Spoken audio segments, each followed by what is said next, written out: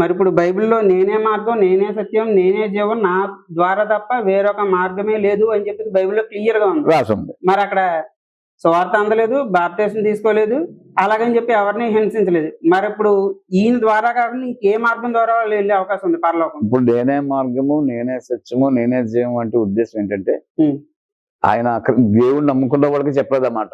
ప్రపంచవ్యాప్తంగా ఈ బైబిల్ సుమారుగా అన్ని దేశాల్లోనూ రఫ్గా ఒక 10-15 దేశాలు మేము అన్ని దేశాల్లోనూ ఉంటున్నప్పుడు ఇష్టాన్ని బట్టి ఒక దేశంలో దీన్ని బ్యాన్ చేసి ఉండొచ్చు, లేకపోతే ఒక ఇంట్లో బ్యాన్ చేసి ఉండొచ్చు. కానీ అన్ని దేశాల్లో ఈ బైబిల్ ఉంటున్నప్పుడు దాంట్లో ఉన్నది ఏంటంటే దేవుణ్ణి అవలంబించిన వాళ్ళే, క్రైస్తవులు అనబడిన వారే, కన్వర్ట్ అయిన వాళ్ళకే కాకుండా ఈయన అందరికీ దేవుడు. ఆ మాటలో నమ్మితే ఇప్పుడు నేనే మార్గం అంటే ఇవే ఏదన్నా రూట్లో వెళ్ళాలన్నా అది భవిష్యత్తులో కానీ లేకపోతే ఫైనాన్షియల్గా కానీ ఫ్యామిలీ పరంగా వెళ్ళాలంటే అది వే ఆయన తర్వాత నేనే మార్గం, నేనే సత్యం. అంటే సత్యం ఏంటంటే ట్రూ.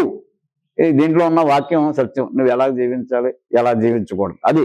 ఇప్పుడు ఇది హిస్టారికల్ గా దీన్ని ఇండెక్స్ గా ఒక మనకి టీవీ కొన్నప్పుడు బుక్ ఉంటుంది కదా, దాన్ని ఏమంటాం, ఆ మాన్యువల్ వేస్తారు. కాబట్టి ప్రపంచానికి అన్ని భాషలు ఇచ్చిన మాన్యువల్ అనుకుంటాను నేను. ఎందుకంటే దీంట్లో ఒక మతపరంగా కానీ కులపరంగా కానీ కమ్యూనిటీ పరంగా లేకుండా ప్రజలందరికీ ఈయన దేవుడు. నువ్వు నమ్మిన పర్లేదు, నమ్మకపోయినా పర్లేదు. దేవుడు అని నమ్మితే అని నువ్వు ఎలా వెళ్ళాలి, ఎట్లా అంటే నీ జీవనోపాధి ఎలాగ వెళ్ళాలి. నేనే మార్గం. సత్యం ఏంటంటే నేను చెప్పిన మాట ఈ వాక్య సత్యం. నువ్వు నమ్మితే జీవం ఏంటంటే ఇప్పుడు నా మాటల ప్రకారం ఉన్నవాడు చనిపోయినా జీవించే ఉంటారో లెక్క. గాంధీ మహాత్ముడు గారు చనిపోయాడు, అయినా చనిపోయిన వాళ్ళకి పుట్టినరోజు చేయరు. కానీ అక్టోబర్ 2 ఆయన గాంధీ జయంతి జరుగుద్ది. ఎందుకు జరుగుద్ది అంటే ఆయన చేసిన కార్యాలను బట్టి, ఆయన చేసిన సోషల్ సర్వీస్ బట్టి మహాత్ములు ఎంచిన వాళ్ళు చాలా మంది పుట్టినరోజు జరుగుతూ ఉంటాయి.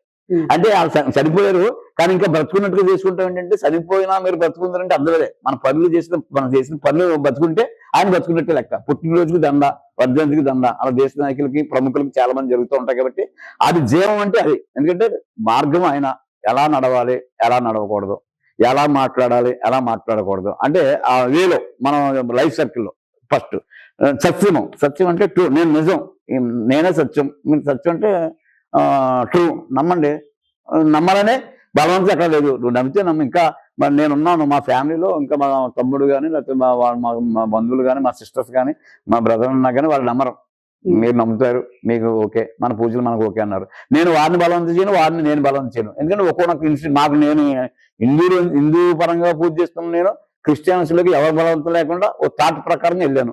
వాళ్ళకి ఏదైనా ఇన్సిడెంట్ జరుగుతున్నప్పుడు, లేదా ఎందుకంటే వాళ్ళకి ఏదన్నా జ్ఞానం జరిగినప్పుడు, లేకపోతే ఇంకోటి ఏదన్నా థాట్ కలిగినప్పుడు వాళ్ళు కూడా వస్తారు తప్ప ఎవరిని బలవంతం చేయకూడదు. సత్యం అది. జీవం ఏంటంటే ఇప్పుడు నేను చెప్పింది మార్గము, సత్యము, జీవము నేనే. నా ద్వారానే తప్పంటే ఈ 3 అనుసరిస్తూ ఉంటే మీరు చనిపోయినా బ్రతుకులు అన్నాడు.